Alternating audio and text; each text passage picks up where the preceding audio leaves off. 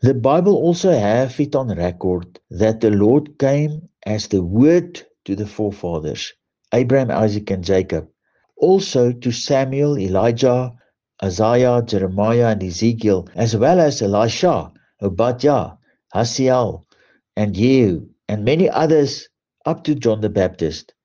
In the Old Testament and up to John the Baptist, the Lord appeared as the Word, and then John saw him, Jesus, the Word made flesh. Since the Word's becoming the flesh man, Jesus, we must believe it. The Word was made flesh.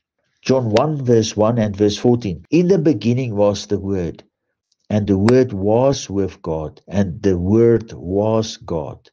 And the Word was made flesh and dwelled among us, and we beheld his glory, the glory as of the only begotten of the Father, full of grace and truth. Jesus Christ is the Word made flesh.